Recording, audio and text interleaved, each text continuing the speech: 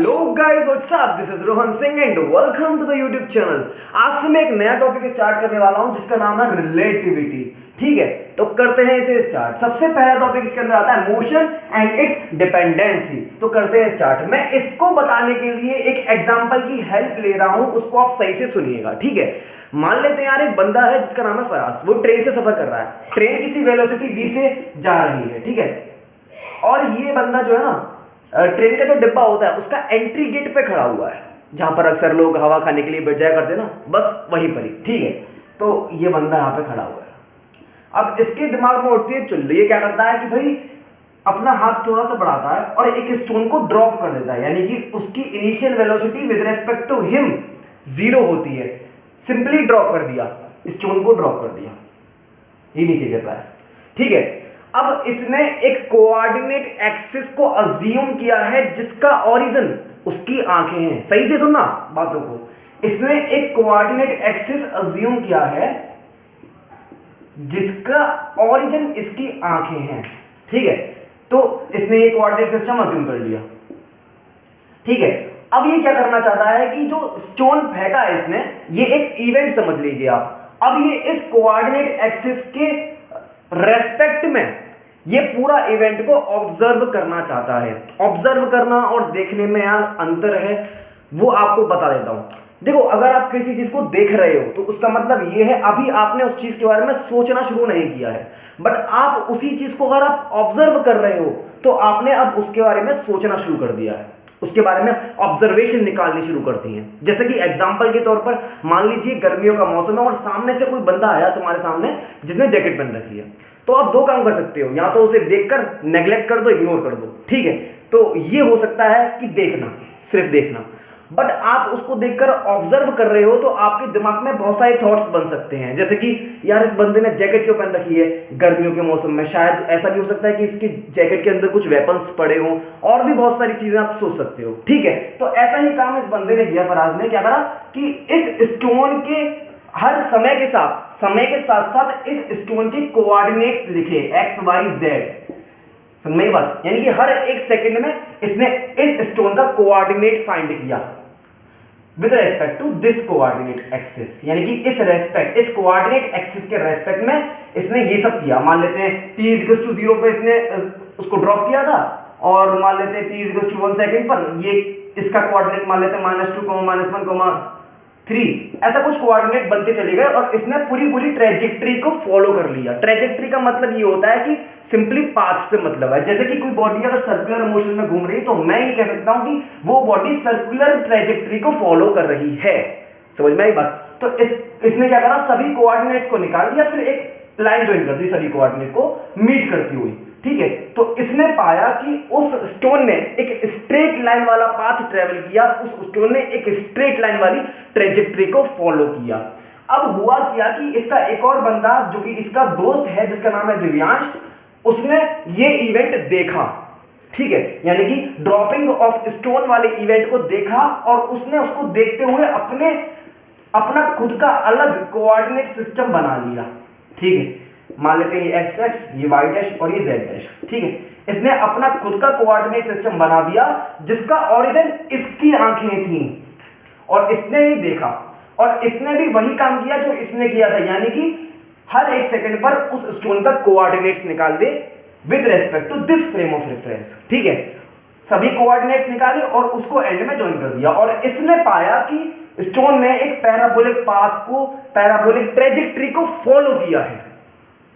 तो क्या ये गलत बोल रहा है? नहीं, ये दोनों ही सही बोल रहे हैं। इस पर्टिकुलर एग्जांपल की मदद से आपको दो चीजें बताना चाहता था मैं। पहली चीज तो ये है कि अगर आप किसी भी मोशन को फाइंड करना चाहते हो कि वो मोशन किस ट्रेजेक्ट्री को फॉलो कर रहा है, तो आपको 4 चीजों की जरूरत पड़ेगी। देखो, 3 चीजें तो क्या है, x y z, यानी कि उस बॉडी का क्या कोऑर्डिनेट्स, और चौथी चीज क्या है, टाइम।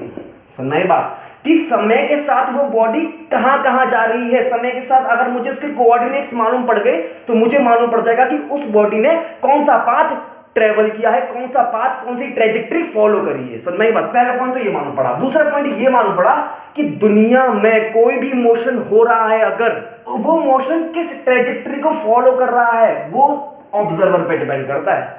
जैसे कि देखो ये ऑब्जर्वर को स्ट्रेट लाइन ट्रेजेक्ट्री दिखाई दी और ये ऑब्जर्वर को पैराबोलिक ट्रेजेक्ट्री दिखाई दी। समझ में बात।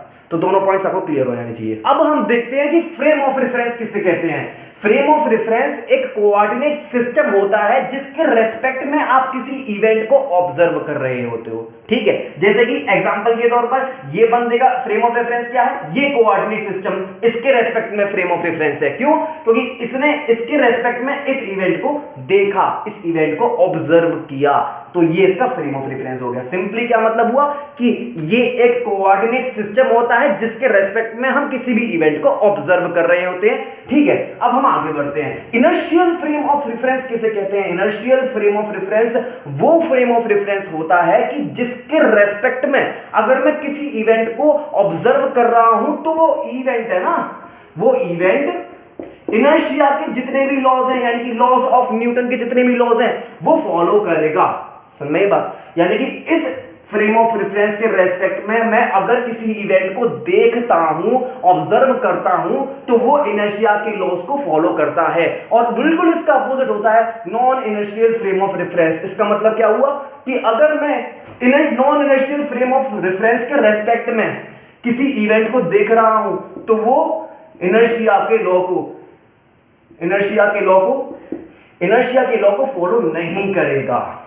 समझ में बात। ये पहले मैंने गलत लिख दिया, इस वजह से मैंने काटा था वो। ठीक है, तो आपको ये पता चल जाना चाहिए डेफिनेशन, बेसिक डेफिनेशन किसे बोलते हैं इन दोनों की, ये आपको पता लग गई है। अब आप बोलोगे कि कंडीशन क्या है यार, किस कंडीशन के बेसिस पे हमने इनको दो भागों में तोड़ा, वो देखने के लिए हम उसको निकालने के लिए एक एग्जांपल की मदद लेंगे। ठीक है, एक बंदा है जिसका नाम फराजी मान लेते हैं। ठीक है, और काफी ज्यादा एक्सपेरिमेंट्स करता है, यानी कि वो चाहता है कि लॉज जो बनाए हैं न्यूटन साहब ने उनको वेरीफाई करना चाहता है। ठीक है, तो उसके लिए ये क्या करता है कि हाथ में ले लेता है एक पेंडुलम। पेंडुलम मतलब एक थ्रेड और नीचे एक सॉलिड बॉडी लटकी हुई है उसके अंदर। ठीक है, अब वो जमीन पे खड़ा होता है और उसको ऑब्जर्व करता है अपने फ्रेम ऑफ रेफरेंस से। ठीक है, यानी कि उसने एक कोऑर्डिनेट सिस्टम बना लिया अपने रेस्पेक्ट में और उसको अब वो ऑब्जर्व कर रहा है। ठीक है, वो चेक करना चाहता है कि न्यूटन के लॉज उस पर लग रहे हैं कि नहीं लग रहे। ठीक है, इस वक्त हाथ उसका रुका हुआ है जिसकी वजह से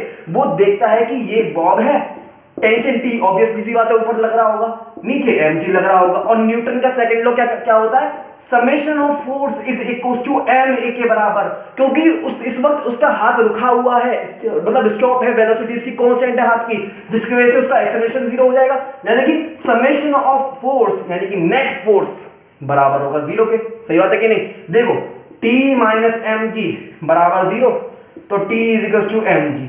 T माइनस एम जी क्या है? Net force summation of force, ये जीरो के बराबर है, यहां से देख लिया हमने। ठीक है, तो T इक्वल टू mg है और वो सही बात भी है। क्यों? क्योंकि देखो उसका हाथ अभी रुका हुआ है, तो सारे जितने भी फोर्स इस सिस्टम में होंगे वो एक दूसरे को बैलेंस करने चाहिए, जो कि कर रहे हैं। बड़ा खुश हो जाता है यार, मजा आ गया भाई, न्यूटन का लॉ एकदम वेरीफाई हो गया। बट तभी क्या होता है, उसका दोस्त आता है रोहन, बड़ा ही दिमाग खराब होने वाला लौंडा है कि जब भी कभी भी उसका दिमाग खराब हो जाता है। ठीक है, और वो ड्राइवर है। ठीक है, तो अपने ड्राइवर से बोलता है फराज कि भाई जाओ और गाड़ी को कांस्टेंट वेलोसिटी से चलाना। ठीक है, और फराज पीछे बैठ जाता है, वो उसके हाथ में पेंडुलम लटका हुआ अभी भी। ठीक है, अब वो दोबारा से यही काम करता है और इक्वेशन भी भाई साहब यही बन के आती है, क्योंकि अब उस फराज के रेस्पेक्ट में वो चीज अभी भी रुकी हुई है, पेंडुलम अभी भी रुका हुआ है उसके फ्रेम ऑफ रेफरेंस से देखा जाए तो। ठीक है, तो ये वाली इक्वेशन बन के आती है और फिर दोबारा से वो खुश हो जाता है कि भाई अभी भी न्यूटन के लॉज वेरीफाइड हैं। ठीक है, तभी होता क्या है कि बराबर में से एक बाइक निकल के चली जाती है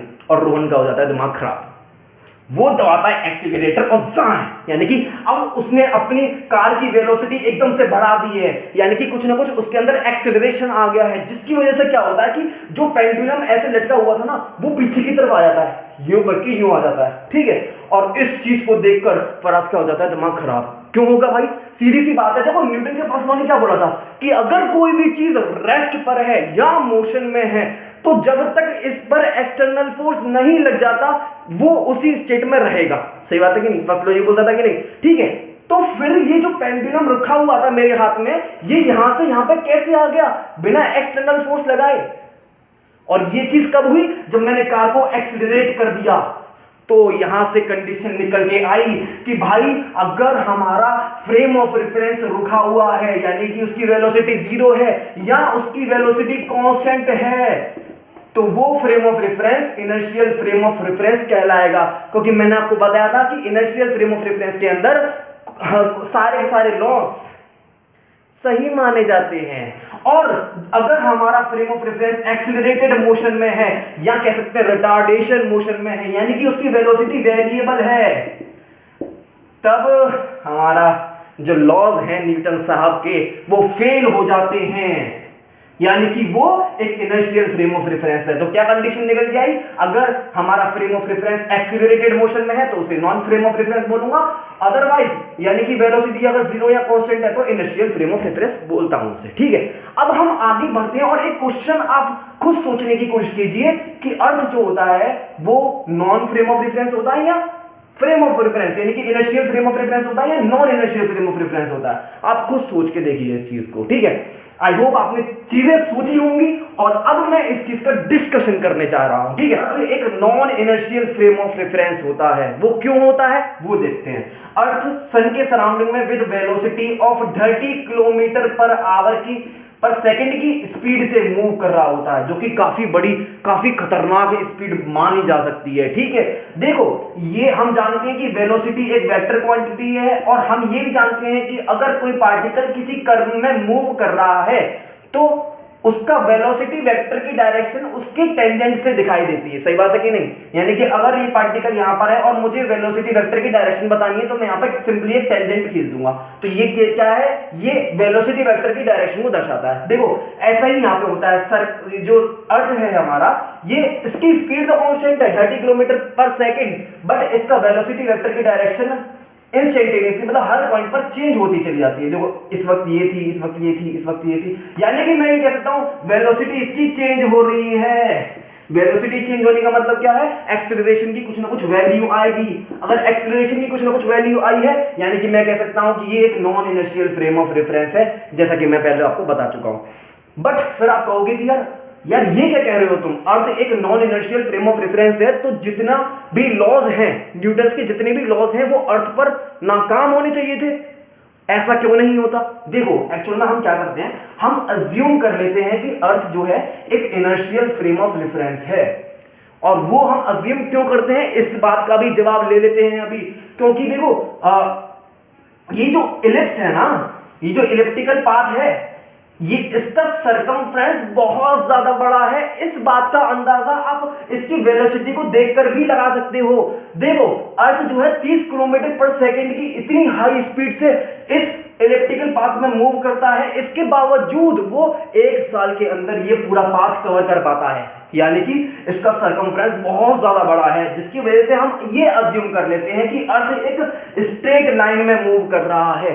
अर्थ एक स्ट्रेट लाइन में मूव कर रहा है। अब मैं ये कह सकता हूं कि वेलोसिटी डायरेक्शन तो हमेशा हर इंस्टेंट पर सेम रहेगी और इसका जो मैग्नीट्यूड है वो तो कांस्टेंट है ही है, जिसकी वजह से मैं बोल सकता हूं वेलोसिटी एक कांस्टेंट क्वांटिटी है इस केस में हमारे अजम्पशन में। ठीक है, और जिसकी वजह से मैं बोल सकता हूं एक्सीलरेशन 0 है।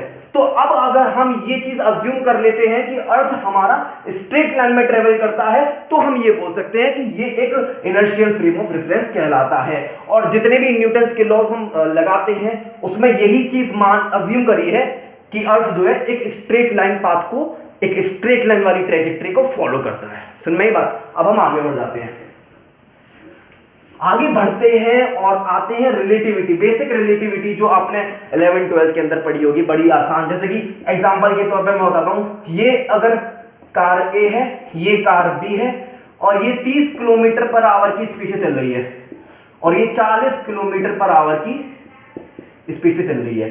तो मुझे अगर ये फाइंड करना है वेलोसिटी ऑफ ए जो कि बी ने देखी होगी।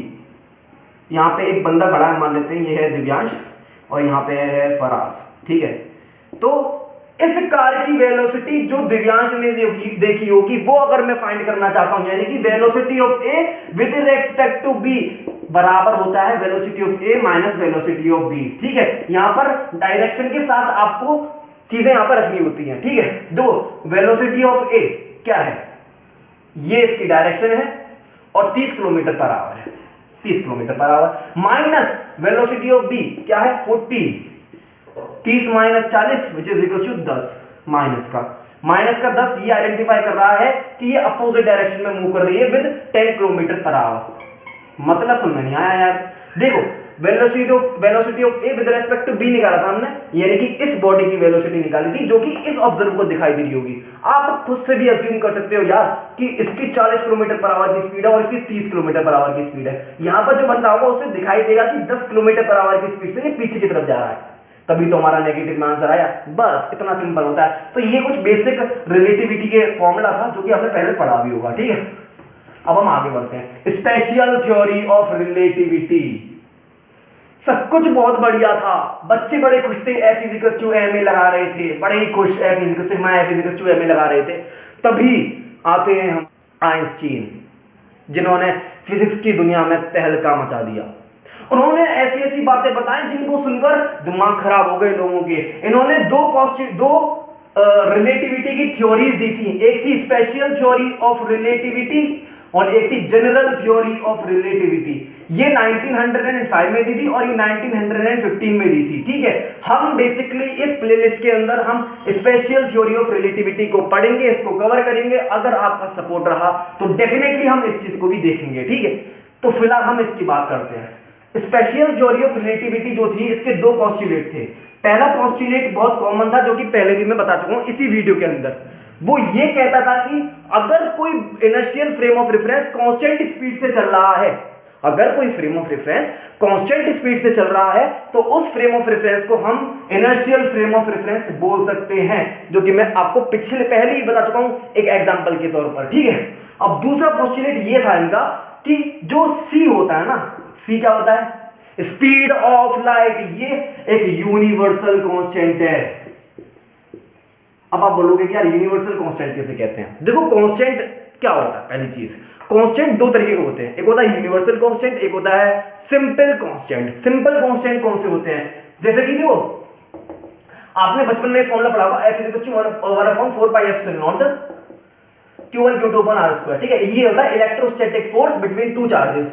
ये क्या है? ये एक प्रोपोर्शनलिटी कांस्टेंट हुआ करता था, ये एक सिंपल कांस्टेंट है। क्यों सिंपल कांस्टेंट है? क्योंकि ये मीडियम पे डिपेंड करता है, यानी कि अगर मैं मीडियम को चेंज कर दूंगा तो इस कांस्टेंट की वैल्यू चेंज होती चली जाएगी। क्यों? क्योंकि देखो एप्सिलॉन नॉट क्या होता है, ये मीडियम पे डिपेंड करता है। एप्सिलॉन नॉट मीडियम पे डिपेंड करता है, यानी कि मीडियम को चेंज करूंगा तो एप्सिलॉन नॉट चेंज हो जाएगा।